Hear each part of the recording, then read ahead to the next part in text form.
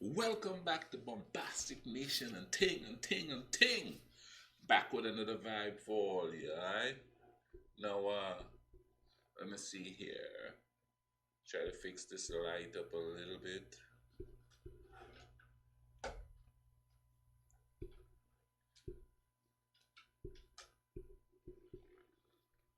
It's kind of dark in here and Ting, you know what I mean? But I'm back with another vibe for all you know what I mean? And this one is called 10 Mythical Creatures from Africa You Might Not Know. So yeah, we're going back to the mythology, but we're going for the African mythology. This is featuring Antoine Bandili, and it's a part 2. So let's go ahead and YouTube and sim.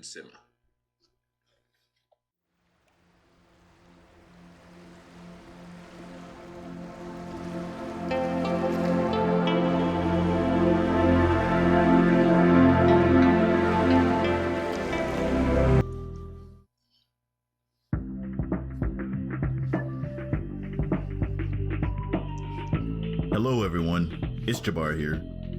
We hear quite a bit of lore regarding mythical beasts from just about every corner of the planet. From the Sasquatches and red-haired giants of Native American folklore, to centaurs and mermaids of European mythology. Not surprisingly though, sub-Saharan folklore is largely unknown, dismissed, or outright excluded from popular culture. Not excluded, So today, demonized. I'll be covering 5 mythical beasts from African mythology. If you're visiting from episode 1 of this video, welcome to my channel.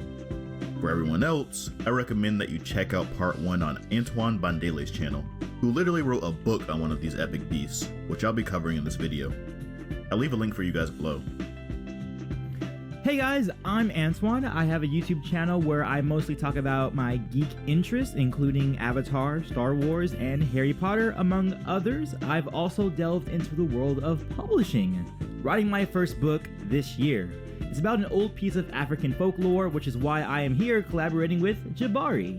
And I'm very excited to be part of this, because we really need creators like Antoine to spread the beauty and complexity of African history, culture, and mythology around the world through the power of books and media. So without further ado, let's begin. The Kongamato. The Kongamato is a mythical beast not in the same sense as that of a centaur or unicorn. It's more comparable to a Sasquatch or Chupacabra, in the fact that it's a beast that is strongly believed by locals to actually exist and is reportedly seen in East Africa by eyewitness accounts to present day. In fact, explorer Frank H. Wellhane led an expedition in 1932 specifically to find this elusive creature, which is believed to exist in western Zambia. The locals described this creature to him as a flying reptilian creature with thick, leathery black skin. The first sighting to be publicized was in 1956 by engineer J.P.F. Brown. He claimed to have seen what he described as 2 prehistoric-looking creatures flying overhead on a road near Lake Bangwayulu. He described them as having a wingspan of 3.5 feet long and having long, narrow tails. He also noticed that they had mouths full of razor-sharp teeth. This was only the beginning of a chain of similar sightings from other credible witnesses. What makes this even more interesting is that the descriptions of the Kongamato are eerily similar to that of a pterosaur, an extinct species of flying dinosaur believed to have died out sometime in the late Cretaceous period. What if some of these things did survive, but they're living in some kind of subterranean thing, because think about it. Back in 2011 or so, they found a cave in Vietnam that nobody knows was there. And it takes like, a week to walk through. And now they're offering like tours to go through. It's got its own river, it's got its own jungle, and it's underground. You know what I mean? It's got its own stuff down there. So who's to say these animals didn't survive? Or at least a couple of them. The question is, why aren't they out here? Maybe they... Just think about it. People could go into hiding and just stay in hiding and nobody knows. And some civilizations probably did it and reproduced and stuff. But sooner or later they're going to come out. So why aren't these things coming out if they're there? But I think it's egotistical of us to think that some of them didn't survive, while we still don't know the full scope of the earth. We still haven't discovered everything here yet, really. So we don't know. Well, that's an interesting thought, though. However, recent theories suggest that the lack of more recent pterosaur fossils may only be attributed to the fact that the remains simply don't preserve very well, and that the creature may have gone extinct much later than previously thought. That is, of course, if they even died out at all. The Groot Slave. In the northern Cape province of South Africa exists a barren and mountainous landscape that supports very little life. Or does it? A vast and unexplored cave system exists in this wasteland and is believed by locals to be the lair of a nocturnal beast whom they call the Groot Slave.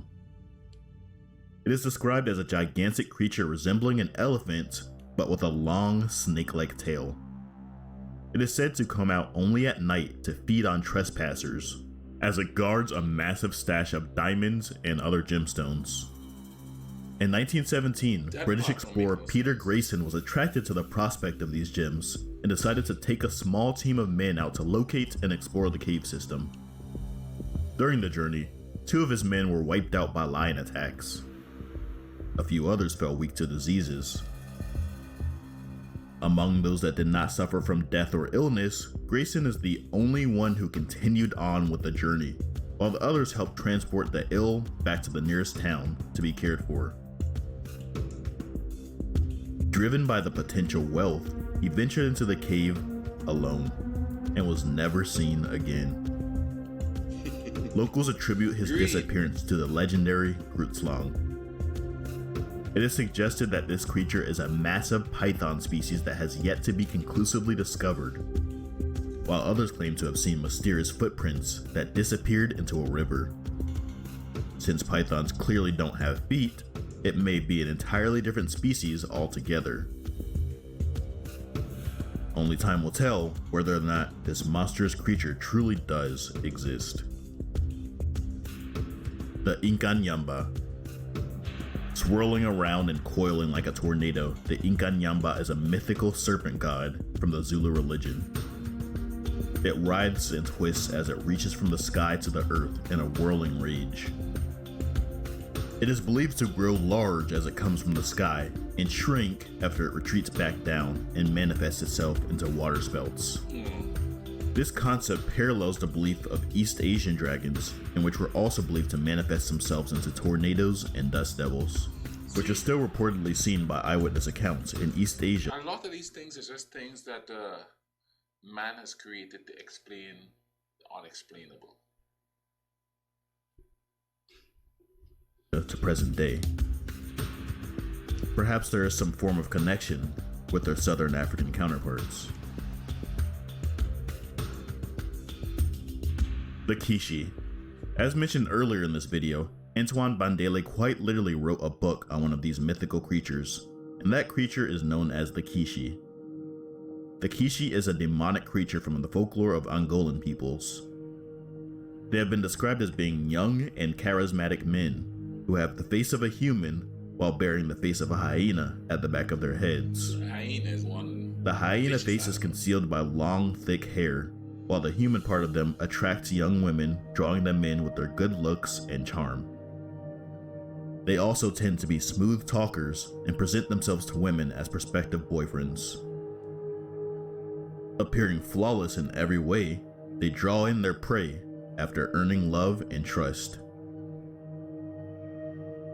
Once the Kishi's human half wins the heart of the young woman, it proceeds to consume her alive with the hyena side of its head. The Ninkianka. That's weird. Both the name and the description of this creature varies from place to place, but it undoubtedly has its origins in the mythology of West African peoples. It is generally described as being a creature of about 30 feet long with a crocodile-like body that lives in the mangrove swamps. Its head resembles a horse, only it has 3 horns with one in the center of its head. It is also described to have a very long neck like a giraffe. Loch Ness. Most of the Ninkianka's time is spent submerged in the mud, where it takes the form of a massive snake, and it only comes out at night to fuel its incessant hunger. In 1935, a traveler to the area by the name of Thomas H. Dalrymple noticed the locals were reacting excitedly over something in or around the Gambia River. When he inquired about it the next morning, they claimed to have spotted the Ninkianka, with a description of it matching that of a dinosaur on display at the New York State Park.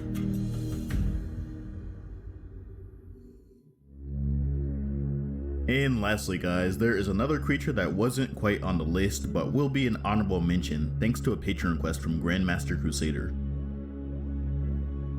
The Mokele Mbembe. Like the Ninkianka and the Kongamato, the Mokele Mbembe is a dinosaur-like creature that is strongly believed by locals and even outsiders to actually exist.